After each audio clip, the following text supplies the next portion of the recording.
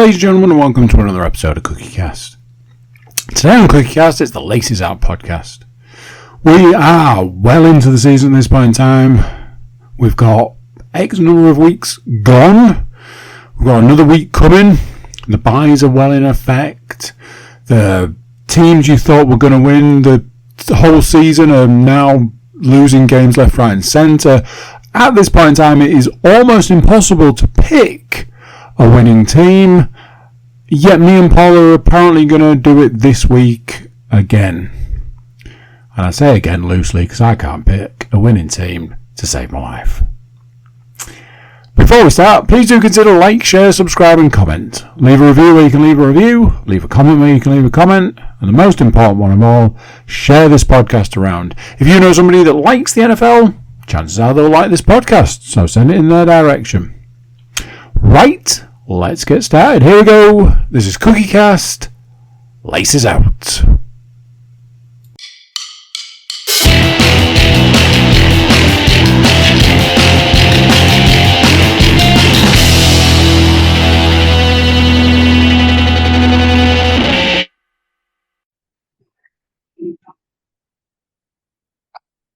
Well. Welcome back on in, ladies and gentlemen, to the CookieCast Podcast Network's Laces Out American Football Podcast. That's right, ladies and gentlemen, we're back at you with the Laces Ball speak from the other side of the pond. Obviously, for those of you joining us on YouTube, it's not just me. It is, of course, the leader and the proprietor of the CookieCast Podcast Network brand. It is, of course, Mr. Andrew Cook. How are we this week, sir?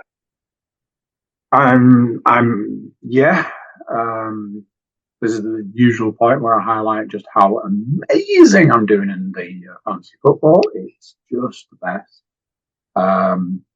Think I'm going to torch my big league team with a flamethrower. I think that's probably where I'm at now. I think I said last week that I probably am about to cross a threshold, and that threshold is where there is zero chance of me getting even to the playoffs at this point in time. So I think that's probably the end for me on that one. I'm only doing one win better in my other league. So honestly, it can just... Oh, look, here it is. It's telling me on the screen right now. Welcome to the winner's circle. Okay, that's interesting. I was wrong on that one. I'm 3-3 in that way. Don't take it personal. It's just a game. Yep, 1-5. Cool. So yeah, living the absolute dream. Yourself, how is the fantasy season treating you? Yeah, I mean, I can't really complain. I'm currently top and have only lost 1 week.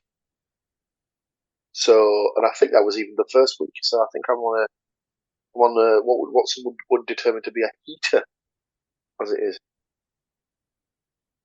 So yes, I am currently projected to finish the league season in first place. So I'm very happy. I haven't had any. What's the best phrase to use?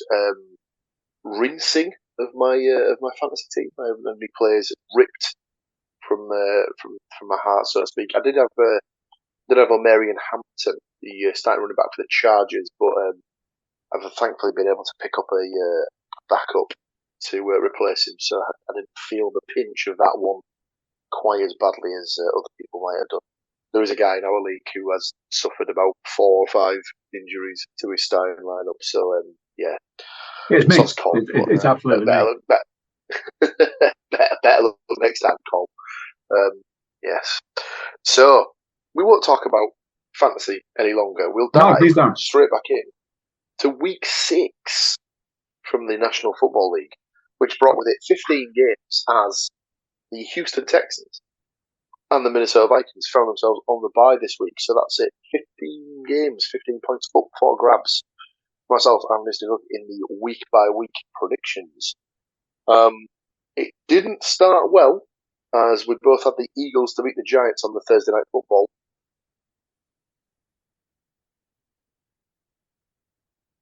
Not a great start. We did, however, bring it back with the Sunday early kickoff, which of course took place from the Tottenham Hotspur Stadium, where the Denver Broncos were taking on the moribund New York Jets, and we both had a Broncos win, and we were thoroughly rewarded with that, with the correct answer. I won't go through the games one by one because we'll be here for a while. So this was one of those weeks where myself and Mr. Cook had... It was just the one game decider, wasn't it? It was indeed a one-game shootout, as it were. That game was the Tennessee Titans versus the Las Vegas Raiders.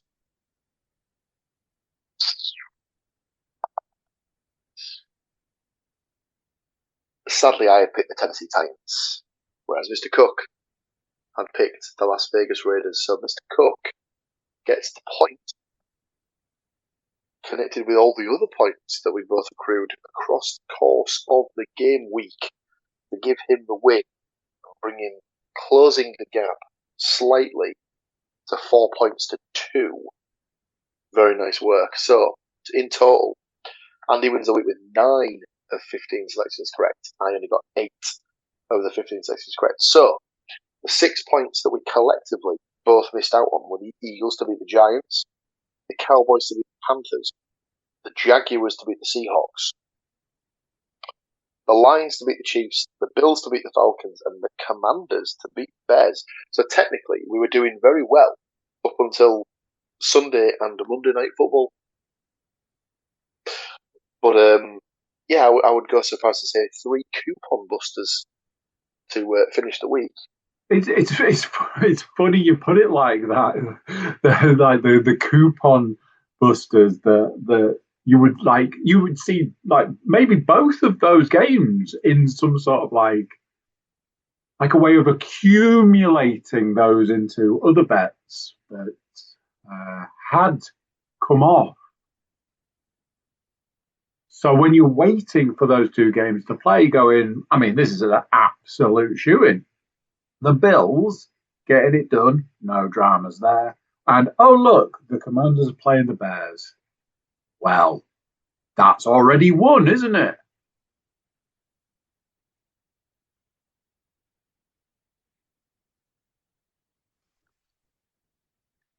Yeah, I think the less we say about the Lions, Bills, and Commanders' performances over the course of the weekend, the better for everyone's mental health. So yes, so like I say, that moves Andy to a couple of points. A couple of points closer to me. So 2 points to 4 after 6 game weeks. As for the overall correct versus incorrect picks, 93 games so far that we've predicted. Andy has 59 of those 93 correct. I'm 1 ahead with 60. So even though I'm 2 ahead in the wins for the weeks, there's only 1 point difference. So I did think I know I bring this up every week. I do think that I believe I actually said this was probably going to be the case, and that we were going to find that there was. You might get the winner's going to win with a losing record. That was always the possibility. Yes, absolutely. So we'll see if it comes to pass.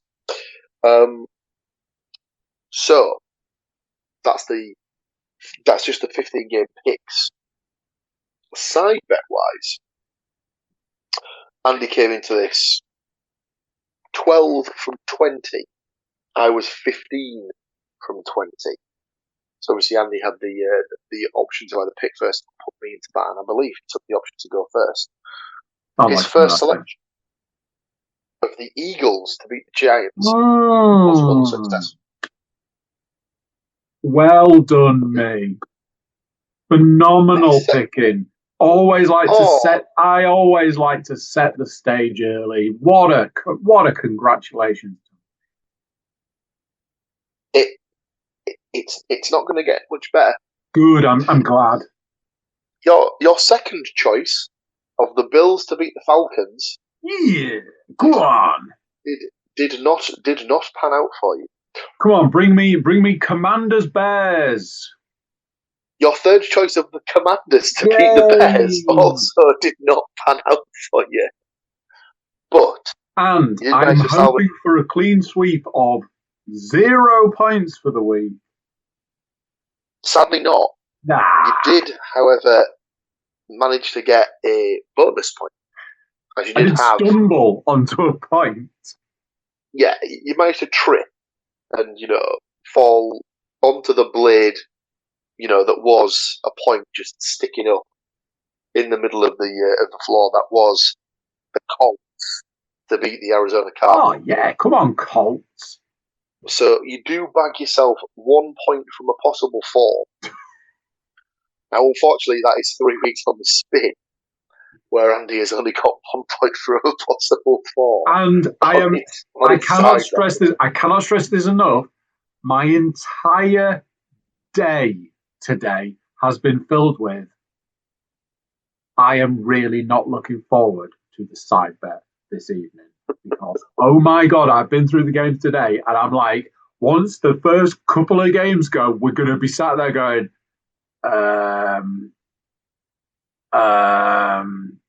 I guess I'll take this team to just about beat. It's a hot. You asked me for the banker and the outsider today. I'd already been on Sky Bet to get an initial kind of feel for stuff, because I was like, oh, maybe I can get it done early. And I was like, oh, I need to wait for you to tell me if it's my go or your go, etc., etc. When I went on to Sky Bet the second time, 80% of the games had exactly the same odds. I was like, well, how the fuck do I pick of this? So I had to go with the 2 games that I could see that had different odds. And I went, well, luckily for me, they are a banker and an outsider. So there we go. It was a desolate wasteland of good luck picking a winner here. Do you see the graphic for the Dolphins Browns? The graphic for it is the who's going to get fired first bowl. And apparently it turned out it was the Titans head coach. Because, that's happened in the last day. How did you do in the side bet, Paul? Clean sweep? Not quite. I dare say we might cover the Titans when we come to the stats in a short while. No, so it wasn't a clean sweep for me, sadly, but I did have the Packers to beat the Bengals. I had the Steelers to beat the Browns, because obviously I had the Broncos to beat the Jets, and the one team that did let me down was the Dallas Cowboys, losing at the Carolina Panthers, sadly. So what that does mean is that Andy moves up to 13 from a possible 24 points. I move to 18 from a possible 24 points. So the gap is beginning to widen somewhat. But, as we always say, it's not over until the last week of the season. There's still plenty of points to play for in the side bet. What there isn't plenty of room to play with is our bankers and outsiders bet. Now, this week, we actually went into the week knowing that potentially we were going to be done and dusted before we even got to Sunday, as one of our outsiders was the New York Giants to beat the Philadelphia Eagles. So we were potentially up against it and out of the betting before the rest of the games were even to be played. Now, in a remarkable turn of circumstance, the Giants actually did get the win. So the first of our outsiders was bang on the money. The rest of our picks, sadly, were not. As the other outsider, was my pick of the Titans to beat the Raiders. That did not happen. And our two bankers were the aforementioned Cowboys to beat the Panthers and the Bills to beat the Falcons. So, not great. Not great across the board there.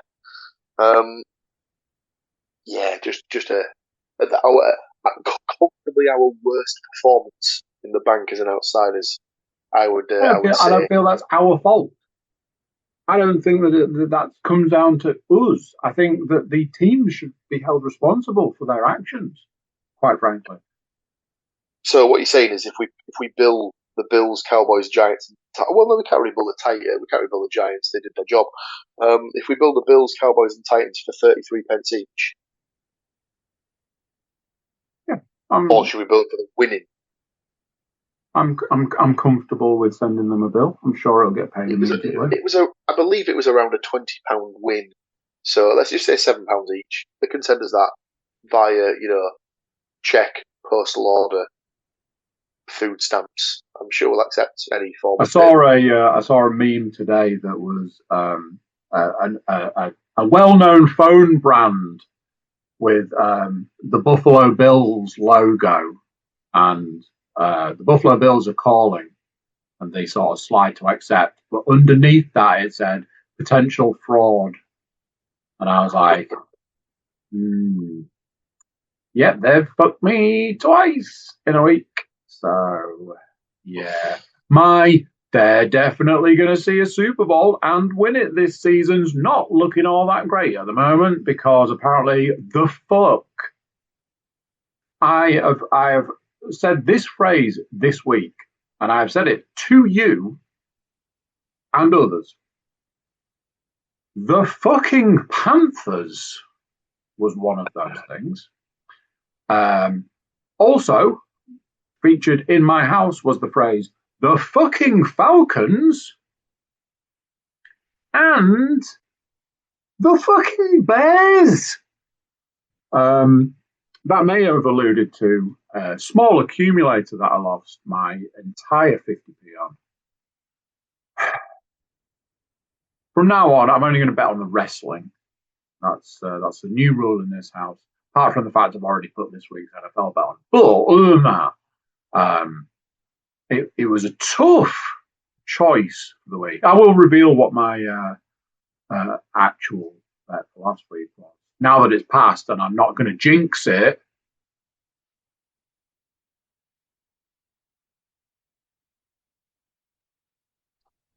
No jinxes here.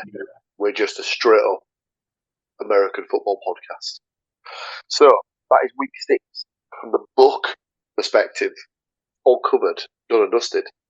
But I have on good authority that we have some delicious, juicy, tasty stats to go through. Yes, indeed. So, as is the way, not that way, the other way. I said to the stats mistress, BT Dub, NFL podcast. Little peek behind the curtain. Tuesday. She was like, I'm going to have to do it like this. I'm going to have to do it like that. I'm going to have to do the other. I was like, I understand that, but less of this and more of this. That's not what happened, but you know. So, yes, it was screeching in sideways at 9 minutes past 6 this evening, but was delivered to my inbox. NFL Week 6 stats, credit to USA Today. Nobody knows who, though. There are some monsters, so we should probably get started. Number 1, and everybody's favourite team to start the week. The New York Jets have still not won a game since January 5th. Former quarterback Aaron Rodgers' final game with the organization. Rookie coach Aaron Glenn, now 0-6, was already the first head man in team history to start his career 0-5. Don't know if it's covered, but we had a good old chuckle in our little group about the fact that every single person on the planet had more passing yards than Justin Fields on Sunday, and I've added it to my CV. Number 2.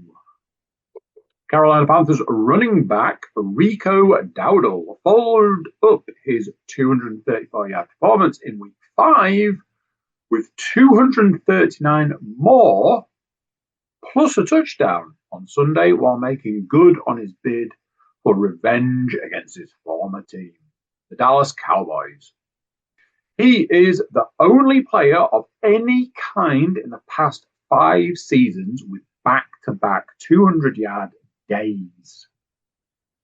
Dowdle, who rushed for nearly 1,100 yards with Dallas in 2024, but was not re-signed, has started the past 2 games for injured Chuba Hubbard, both of them narrow Carolina wins. Dowdle's big day also marked the most yards from scrimmage a player had posted against his former team ever. Now, I've seen some stats. I'm presuming somewhere in here is the monster stat of the week. I can't say I've looked too much. I didn't want to ruin it for myself. But I presume the monster stat of the week is in these stats. You may have it. So I won't spoil it, but this has been very much a week of, like, the WWE are literally like those motherfuckers over there at the NFL, getting all of those first time evers under their belts. Lol. Number 3, the New England Patriots quarterback Drake May, the third player of the draft board in 2024, is compiling quite a case that he might eventually be the best of the pick. May tied his career high with 3 touchdown passes in Sunday's 25-19 defeat of the New Orleans Saints. His 140.1 passer rating was the second best of his young tenure. I couldn't keep it together during that stat because it just kept going and going and going in the one day, maybe, possibly, could be. I was like, Jesus, give the man some credit. I don't know if you got the memo like I did recently, but apparently it's okay to like the Patriots again. Because they're doing okay, but they're not going to win. And that is the pocket where we need the Patriots to be right now. So, you know. But are they not going to win? The way that division is so shaped as it stands, they have the tiebreaker. I will allude to something a little later. They may feature this week in something that may surprise you. Number 4, the Indianapolis Colts now have 5 wins in their first 6 games, something they last accomplished in the Hall of Famer Peyton Manning's heyday, 2009. A season that concluded in Super Bowl 44. Indianapolis rookie Tyler Warren continues to be a huge component of Indy's success, pacing the team with 6 catches, 63 yards, and a touchdown in Sunday's 31-27 escape from the decimated Arizona Cardinals. I'm probably not going to get bored of saying this anytime soon, but genuinely enjoying Colts football at the moment. I'm pretty sure this time last week I was saying the exact same thing. Number 5, just a little one. If the season ended now, you know how much we love these. It won't. The Colts and Tampa Bay Buccaneers would be your number 1 playoff seeds. And oh my word, yes, fucking please. Finally for me, number 6. On Sunday, quarterback Tua Tagovailoa was picked off 3 times for the Miami Dolphins, who got him with the 5th pick 5 years ago before calling out his teammates following a 29-27 loss to the Los Angeles Chargers. Tagovailoa was completely upstaged by the player chosen 1 spot after him, Bolts quarterback Justin Herbert, who passed for 264 yards and 2 touchdowns as his team broke a 2-game slide. Herbert Herculean 42-yard completion to wide receiver Lad McConkey is the game's final minute set up LA's game-winning field goal. Something you will appreciate, and honestly, I've got to stop using the wrestling at the moment, but you know the famous video of the referee absolutely tearing ass down the ramp to get into the ring? Yes. Saw that today with Tua racing to the mic to throw his entire team under the bus. I was like, ooh, salty. But yeah, it's absolutely. I hand over to you, good sir, for more delicious picks. Well, Not I'll picks, dive in stats. to the stats sack, as it were. And obviously, albeit spread over 8 different defenders, the Broncos sacked Jets quarterback Justin Fields 9 times, pushing Denver's league leading total to 30. Fields was bagged by Jonathan Cooper and Justin Stronad on New York's final snap, a 4th and 8 from the Denver 44-yard line, which apparently was not within kicker Nick Folt's range.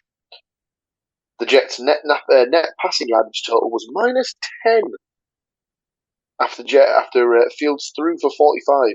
The Broncos' 9 sacks led to 55 yards in aggregate losses.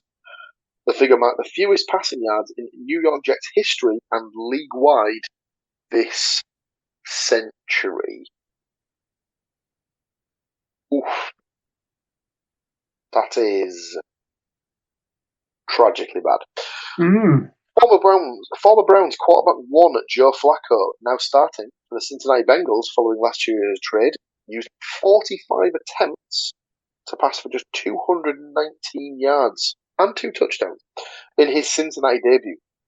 Unfortunately, the Burrow-less Flacco-full Bengals were still unable to run the ball 55 yards or stop a nosebleed in Sunday's 27-18 loss to the Green Bay Packers, who racked up 409 yards of total yards. Chargers kicker Cameron Dicker scored 17 points on Sunday, drilling all 5 of his field goal attempts and both PATs. Dicker is currently by far the most accurate kicker in NFL history. His field goal success rate now at 94.6%. He's perfect on all 14 of his field goal tries in 2025, aka he will miss his first kick on Sunday. Absolutely 100%. Despite losing Warner and dealing with a myriad of other injuries, including quarterback 1 Brock Purdy missing Sunday's game, the 49ers are getting plenty from Christian McCaffrey, who became the first running back with at least 100 yards from scrimmage in each of his team's first 6 games since Saquon Barkley did for the New York Giants in 2018. CMC is also the first running back to post at least 50 receiving yards in each of his team's first 6 games to start our season. With 46 catches already, he's also tied for the most by a running back through 6 games of a season with Matt Forte in 2014 and Alvin Kamara in 2020. So I think we covered that a little bit at the start of that stat there, but obviously the Warner in question was Fred Warner, who I believe they think he was going to miss the rest of the season. I think it was I don't know if it was a leg break or a fracture or something, but either way, it's something that's not going to heal in 2 days. Yeah. So he's out for the season, and I will ask the question once again. At what point can we start looking at the San Francisco 49ers training facility and start asking questions? Just a point. Something's not right. That's for sure. I mean, fair enough. You can put a few of them down to bad luck. You can, put it down to unfortunate circumstances. Not everything's always bad fortune. No. So, the latest feather in Patrick Mahomes' immortal cap. Sunday night, his 138th career game in the postseason. He threw his 300th touchdown pass and reached that benchmark 9 games earlier than Aaron Rodgers, previously the fastest player to the plateau. The three-time Super Bowl MVP wound up with 3 touchdown passes in a decisive 30-17 defeat of the Detroit Lions, who entered the night on a 4-game heater. Are the Chiefs back to the extent they want to the extent they went anywhere at all? And could we see these teams again in Super Bowl 60? Probably should have covered that last week. That it was one of those games that's a potential Super Bowl matchup, Chiefs versus Lions. Wouldn't be surprised. Let's put it that way. 2 more to finish. The hometown Jags appeared to be jet-lagged against Seattle 6 days after their Monday night win over the Chiefs. Jacksonville entered Week 6 with a league-best 14 takeaways, but failed to record one in a game for the first time this season. The Jaguars also committed 10 penalties and surrendered 7 sacks of quarterback Trevor Lawrence. And the final start of the week. Your MVP through 6 weeks? Got to be the Bucs' Baker Mayfield. Continues losing wideouts to injury, including rookie Emeka Egbuka, hamstring on Sunday, but keeps finding scoring strikes for whomever is downfield. Cameron Johnson and Tez Johnson, each catching their first NFL touchdowns in Sunday's defeat of San Francisco, but NFC leading Tampa Bay. Did you see the video, the clip of when they were interviewing Tez Johnson, and he was saying the fact that, yeah, crazy story. When I caught that touchdown, they were chanting MVP in the stands. I was like, guys, I've not done anything this season. In my rookie season. And his mate put it towards. I was like, yeah, I'm pretty sure they're talking about Baker, dude. He was like, oh yeah, well that would make a lot more sense. And he's like, yeah, that would make a lot of sense. It's like, yeah, it would make a lot of sense. Ego, much. Also, on the Baker Mayfield thing, I did quite enjoy the fact that someone had tweeted out the fact that there was a clip of Baker playing for the Browns when he's scrambling to try and win a first down, which he does successfully do. Gets absolutely knocked on his ass, but then still manages to pick himself up and furiously signals for that first down. And the caption was just like, so you're telling me that the Browns looked at this footage and decided that, and then goes on to list about 18 different names that have started games at quarterback since they traded him away. Well, like I say, there was that thing that came out a couple of weeks ago that was saying that, like, if they'd have kept Baker Mayfield, he would have been their best player in history. Now, you can argue he wouldn't have been their best player playing for their team. He's only gone on to greatness. There was some weird graphic in the game on Sunday where they showed, like, in CG, the teams he's played for. Like a little Baker Mayfield, like, sort of like a bobblehead going from, like, to a pirate ship and to there. I was like, okay, what the fuck are we looking at here? What is this? Very strange. I was like, somebody taking the time out to make this. Why? So strange. I think we've said it before, like, that the Deshaun Watson trade will surely go down as the worst trade of all time. Hands down the worst trade in history. But I think you can argue that the decision to trade away Baker Mayfield is potentially a worse bit of business that the Cleveland Browns did. So, yeah, not good from anyone's perspective there. Well, apart from Baker Mayfield, because he's now playing out of his mind. So that is the end of the Week 6 stats, and that puts a nice little neat bow on Week 6 as a whole. That will bring us to start discussing Week 7. But before we start discussing Week 7, I'm going to take a very short break to compose ourselves. I might even get myself another beverage, and we'll be right back with Week 7. Don't go anywhere.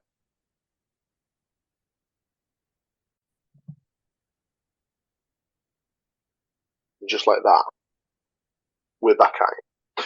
So, like we said, Week 6. Review mirror boy. We're all just looking ahead, straight onto the horizon. And Week 7, and the games that Week 7 brings with it. 15 of them. Sensing a bit of a pattern here. So the teams that are on the bye this week are the Buffalo Bills.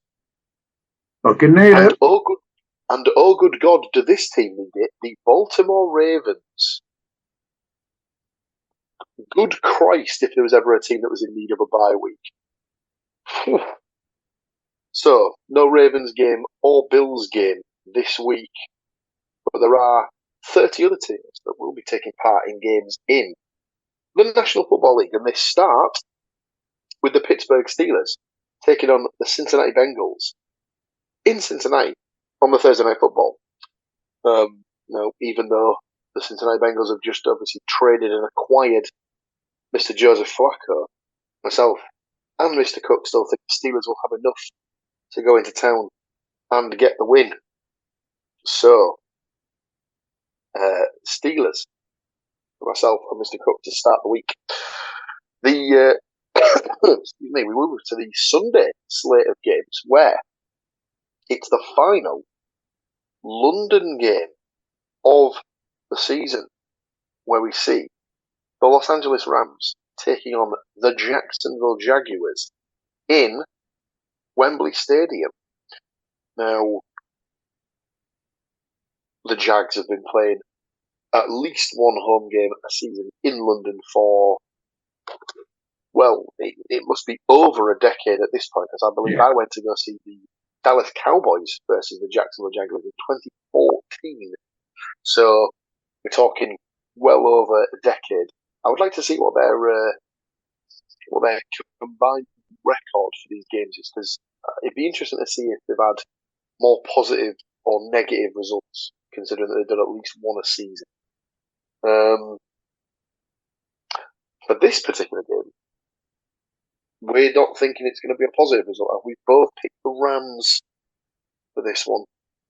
Did contemplate going for the Jags, but I don't know. I think the Rams are just playing better at the moment, so that's why. Yeah, I don't particularly feel like the Jags are winning games rather than whoever they're playing is losing. Very much how I felt about the Lions the weekend. I said I don't believe the Chiefs won that game. I believe the Lions lost that game. And I understand that is the same thing, but it isn't. I just think that the Lions kind of they do have a tendency to choke a little on the bigger stages, and ultimately going up against the Chiefs, even a Chiefs that isn't playing well. That's the kind of game where you do expect them, if they're going to struggle. I feel very similar about the Jags at the moment. Yes, they're 4-2, but I don't feel that they're 4-2. I feel their opponents are 2-4. Let's say, in a sort of, I feel that they've just been lucky, and I'm probably going to start seeing a lot more in the losing column. And I believe, like you, that this will be one of those games. We continue the Sunday slate, and it's the 6 p.m. set of games. We have the New Orleans Saints at the Chicago Bears. We've both backed the Bears. The Miami Dolphins at the Cleveland Browns in the game that I believe Mr. Cook was referring to earlier as the El Sacathon. Somebody's getting fired at the end of that game. You wouldn't be surprised. Let's put it that way. Both, even though the Browns, well, quite possibly, maybe. So even though the Browns have home field advantage, we have both backed the Dolphins to get the win here. Really? I was potentially a little bit surprised at myself. Next up, we have the Las Vegas Raiders at Kansas City Chiefs. Surprise, surprise, surprise. We've both backed the Chiefs. Next up, Philadelphia Eagles at the Minnesota Vikings, and it is our first difference of opinion. I did wonder about this one.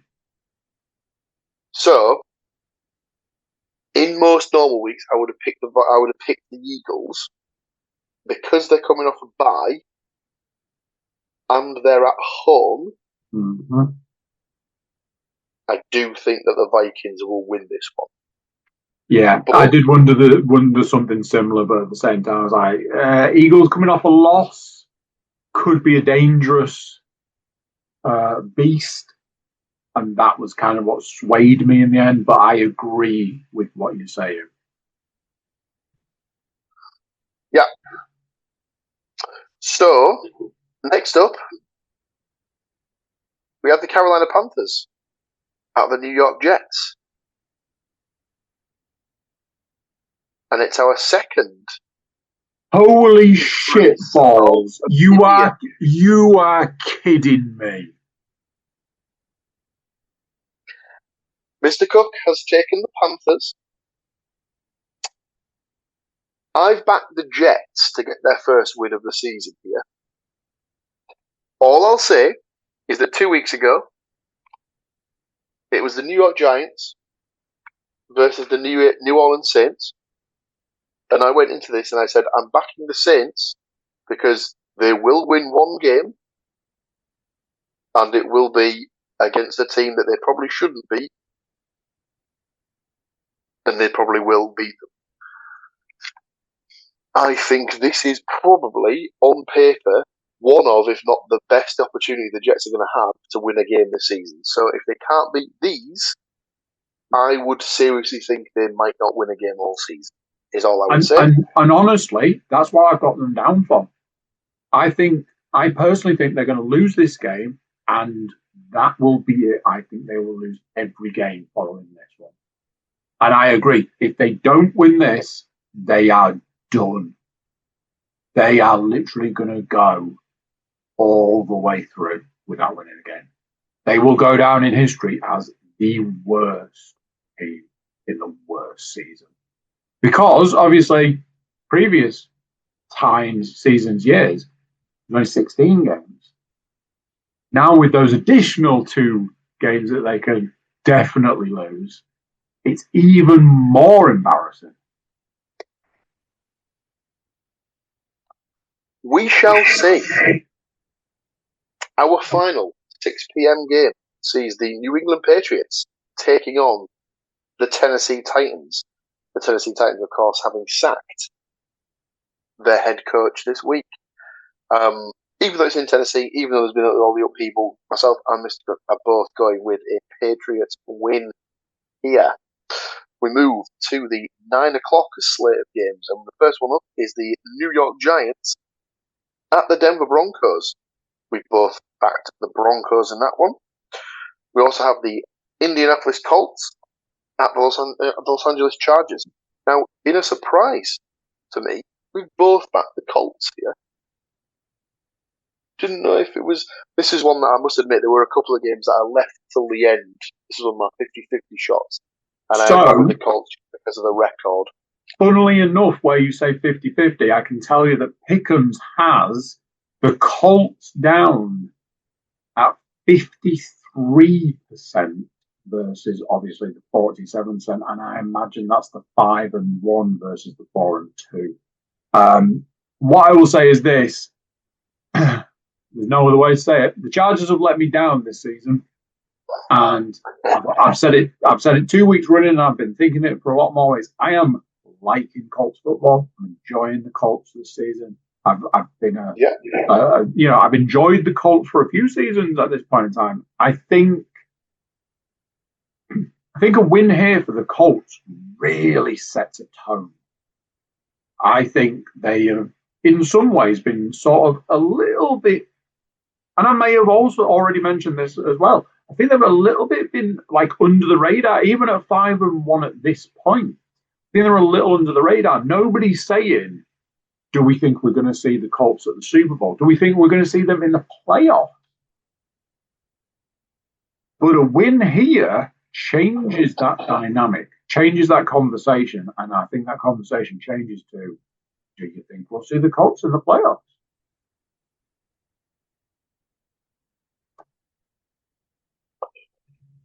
Watch this space.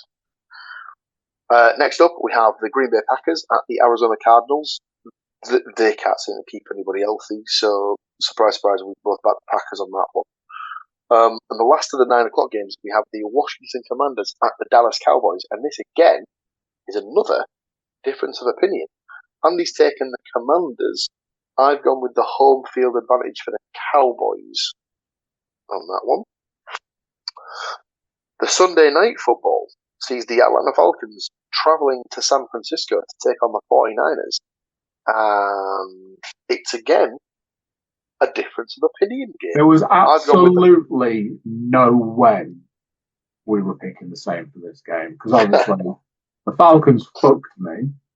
And I honestly don't know if there's ever going to be a point in time that you will consciously pick the 49ers. Now, I think you did it. Was it last week or the week before you picked the 49ers? And I was like, are the press aware? Do they know? You are somewhat correct. So far this season, in their games, I have only gone with the 49ers against the Saints. Yeah, that's it. That makes a lot of sense. The only time I've actually backed them to win. And to be fair, they probably should have lost against the Seahawks first game of the season. They beat the Saints. They probably should have lost against the Cardinals. They did lose against the Jags. The Rams one was a bit of a strange game because obviously it went to overtime and stuff like that. And then last week, obviously, they lost to the Buccaneers. So I'm feeling perfectly justified in my reasoning. Like I say, the Falcons fucked me at the weekend, so I've got no issues with you going and saying Falcons for the win. I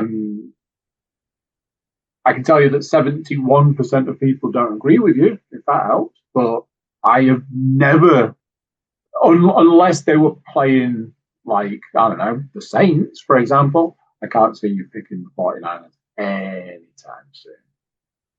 I think the fact that they're at home probably accounts for a large portion of that.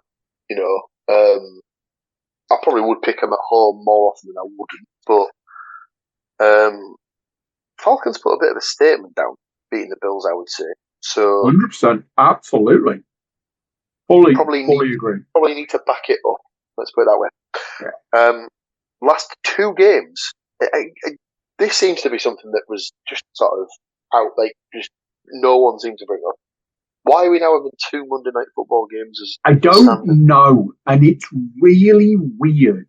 And like you say, nobody's mentioned it. Nobody's gone, oh, by the way, as a league, we are moving to two Monday night games.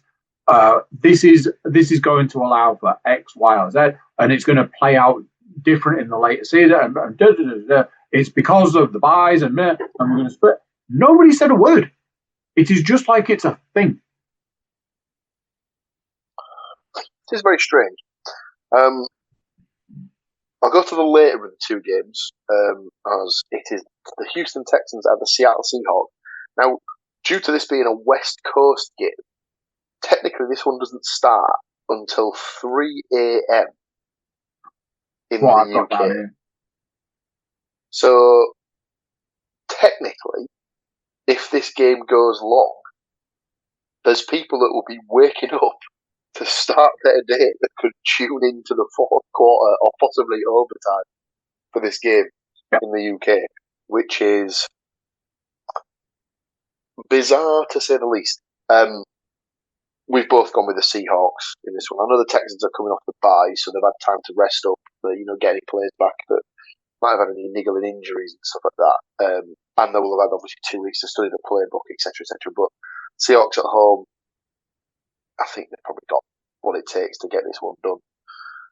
And the earlier of the two Monday night games sees the Tampa Bay Buccaneers travelling to Detroit to take on the Lions. And even though the Bucs are, as we covered in the stats, currently the number one seed in the NFC, we've both backed the Lions here. Now, I can only presume, speaking for myself, that this is because the Lions lost against the Chiefs.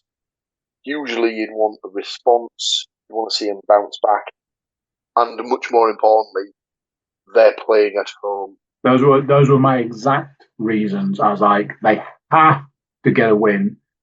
Problem being is they're playing the Bucs. Not the easiest game to come off a loss to try and make a statement. They are at home. So it's kind of that thing in it. If you can't get it done at home, it sends a different message, and it's that coming off the back of a defeat. We keep looking at the fact that they're making this. They seem to constantly be making this Super Bowl push. Like every game is like playing as if it's their last, and they, as a team, as a quarterback, they all seem to be in that mode of, we are sending a message that we are a contender. We need to be the other side of the ball at Super Bowl time, and so on and so on and so on. Bucs are 5-1. It's not going to be an easy game, but with that and the home field advantage, you've got to play. I like you, have gone Lions. However, absolutely will not be surprised when Baker gets it done again. As far as people with a chip on their shoulder, that man is laser focused and walks round with a sack of potatoes on his shoulder. I was just gonna say that. At what point does that chip become, an entire casino stack, or a bushel of potatoes or whatever. So that is our 15 picks per person. Quite a lot of differences in there. At least 4 or 5. So fingers crossed. I think it's if it's 1, 2, 3, 4. So I think there's 4 games difference. So there is a feasibility that we could potentially have a tie. I'm sure it won't happen. If it does, we'll cover it. We'll cross that bridge. If and when we come to it. So that is 15 games predicted. That will take us to 108 games played, which I believe might take us roughly to the halfway point of the season. I think it's around 130-ish, potentially, that they say. Is it 256 games? I think so. I need to do the stats on it and stuff like that. But yeah, I think we're. I mean, it's week 7 of an 18-week season. So in 2 weeks' time, we should roughly be hitting the midway point. So we'll see where we're at the end of week 7 from a predictions perspective. Like I say, so far I've missed out on 33 possible correct predictions. Andy missed out on 34. So we're doing better than half, which I'll take. Batting at 50 over 50%. Yeah. All that's left for us to do now, of course, is pick our 4 side bet teams and go through our bankers and outsiders that we've both picked for this weekend's games. So, like we said, Andy finds himself on 13, 24 points in the side bet. I'm on 18 from a possible 24. So it's up to Mr. Booker as to whether he goes first or sticks me in.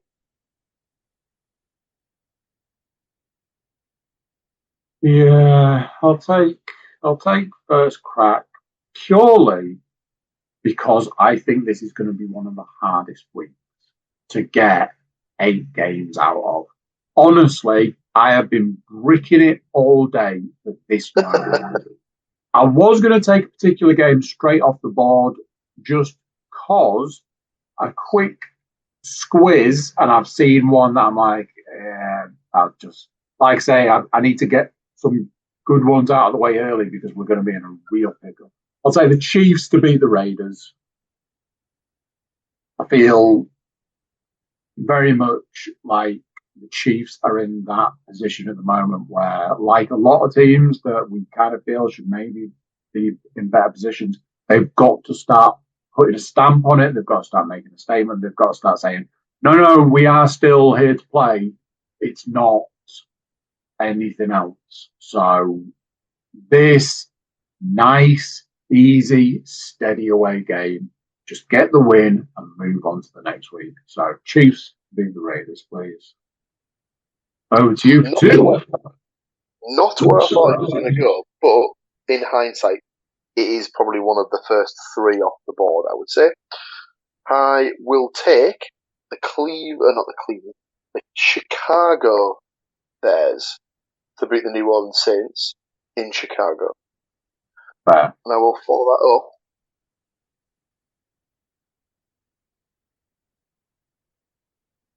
with the Denver Broncos to beat the Giants in Denver.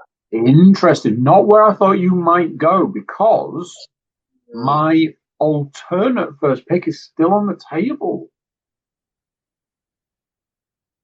So, might seem like one of those where it's like, interesting to take it so soon. But I'm playing the numbers game here because, like I say, my final pick is going to be a fuck ton of difficulty. I'm going to take the Pittsburgh Steelers to beat the Cincinnati Bengals. 4-1 versus 2-4, and we could get into this game from now until it plays. So I think I'll just say Steelers Bengals and leave it there. The other one, and let's rewind a few seasons, shall we, and see if you would ever pick me to say this. I'll say the New England Patriots to, let's face it, decimate the Tennessee Titans. I mean, have they announced who will be coaching this weekend? Is it just going to be a backup? I believe it's a guy called Mike McCoy. I think he was one of the offensive coordinators, or he was certainly in the offensive sort of coordinator setup. I honestly think it's a shit show. He is a former head coach of the San Diego Chargers, I believe. So that leaves me with my last two to pick, and then Andy gets the sweep up of the remaining dross.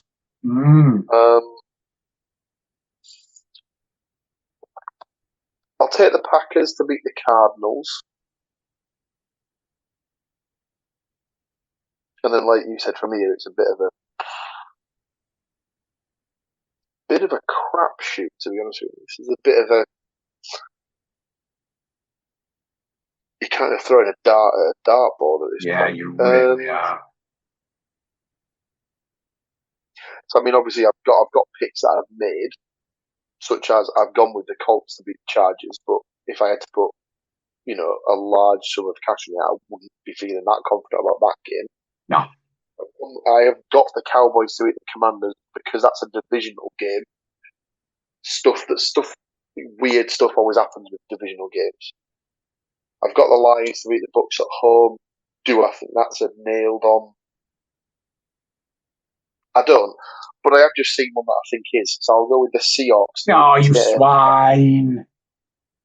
Oh, I thought I was going to snuffle that out from underneath. Yeah, I had it on the screen ready to go. Damn it. Do you know what it is? Do you know what it is? It's just dawned on me. When it comes to the side bet, I very rarely pick the Thursday night or Sunday night games. Or Monday night games, sorry. I tend to not bookend. You want it out of the way. You want it done and dusted. So yeah, you've got all of those lovely games left to sift through, my friend. Fucking garbage.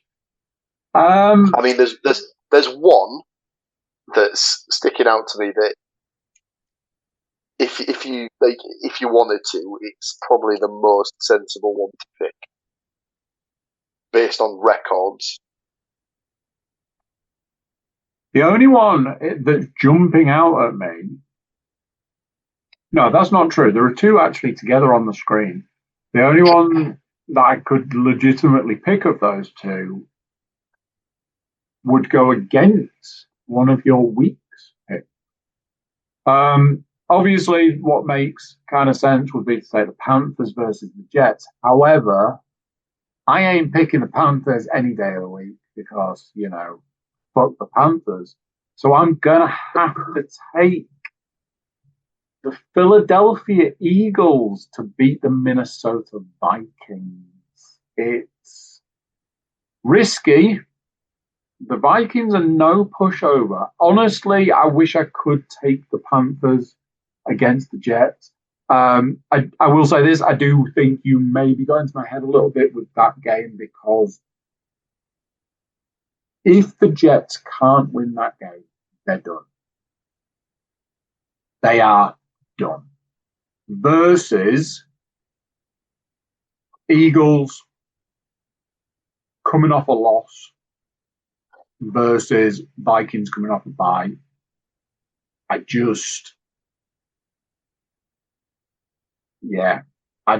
feel more comfortable saying Eagles to beat the Vikings and have that not go my way rather than picking the fucking Panthers. So there. Okay, so to clarify, Andy's 4 teams, he has the Kansas City Chiefs at home to the Las Vegas Raiders, Pittsburgh Steelers on the road against the Cincinnati Bengals, the New England Patriots on the road against Tennessee Titans, and the Philadelphia Eagles on the road against the Minnesota Vikings. 3 road teams, 1 home team is picked there. I've gone with the Chicago Bears at home against the New Orleans Saints, the Denver Broncos at home against the New York Giants, the Green Bay Packers on the road against the Arizona Cardinals, and the Seattle Seahawks at home against the Houston Texans. Some very difficult games to pick there, I dare say, but we will see how we get on in the side bet next week. Now, I've already placed our bankers and outsiders bet for the week, so I will refer to my Sky Bet account to see what the crack for the betting was. So, it was my honours this week to lead us off, so I took as my banker for the week the Seattle Seahawks at 1-2 to beat the Houston Texans. Andy followed that straight in with his banker of the 1-8 Kansas City Chiefs to beat the Las Vegas Raiders. So to clarify, ladies and gentlemen, that means that if you wanted to make £1, you would have to stake £8 to get that £1 back. Excuse me. Our outsiders, I have gone with the Minnesota Vikings to beat the Philadelphia Eagles. I'm getting the Minnesota Vikings at 11-10. And Andy has gone with the Cincinnati Bengals as the outsider at 9-4 against the Pittsburgh Steelers. So we are once again in a position where come Friday morning, we may know whether that bet is done and dusted or if we are still game for the weekend. If that comes in, that bet pays out at 10.52 to 1. So we stand to make a tenner or so off our pound stake. Tune in next week and see how we got on. But that's it, ladies and gentlemen. That is it. That is another week done and dusted. All that's left for us to do is for me to thank Mr. Cook, my beautiful co-host there, for joining me to go through the details of Week 6 in the NFL. Look forward to Week 7 that's upcoming for all of us like our American football. If this is your first time watching or listening to the podcast, then firstly, obviously, we have to say thank you very much for finding us. If you liked what you heard, liked what you saw, maybe throw us a little subscribe to the channel, a little like, and maybe a little comment. Tell us what you liked, what you didn't like. Tell your friends. It's not just American football we discuss on the network here. We have a regular football podcast which discusses the ins, outs, ups and downs of Hull, Nottingham Forest, and Middlesbrough. We also have a Formula One podcast where we go through each of the races leading up to the season finale. We also have a monthly wrestling podcast where we go through the premium live events of the World Wrestling Entertainment conglomeration. Obviously, their recent move to Netflix at the start of the year has made it so that everyone can watch wrestling these days. So why not tune in to watch us discuss what we think is going to go down at the next pay-per-view. And then, of course, Mr. Cook, the leader, has his Darkest Timeline podcast where he just lets rip everything that's going on in his head that particular week, his thoughts, his feelings, the games he's been playing, the movies he's been watching. Well worth a listen. Thank you as always for tuning in. We'll be back in a week's time to break down week 7 and look ahead to week 8 in the National Football League. But until then, tatty bye from me, tatty bye from him. We'll see you in a week's time. Bye-bye. So there you go, which thing's that? Another week of games gone, but another week of games to look forward to. That's what we want. Thank you for watching, thank you for listening, thank you for being here. If you want to be a bigger part of this, our 8th season of NFL, pretty sure we've done 8 seasons of football, many wrestling podcasts, and many more all in there. You can click that like button, share the podcast around, subscribe to the podcast if you haven't. It's a click of a button away, it costs you nothing. How many things these days can you say is free? Leave a comment, leave a review. Might take a few minutes out of your day, but, it'll feel good. Check out the website, thecookiecast.com. There we've got social media links and an email button, and that way you can get in touch with us. Send us your picks, tell us who your favourite team is, tell us who you think is going to win the Super Bowl, who you think is going to win MVP, any of that stuff. We'll listen. That's it for this one. That's it from me. That's it from Paul. Just come back next week if you want more. Until then, I'm going to say bye, and I'll see you then. How awesome is that? So awesome. You gotta like, share and subscribe.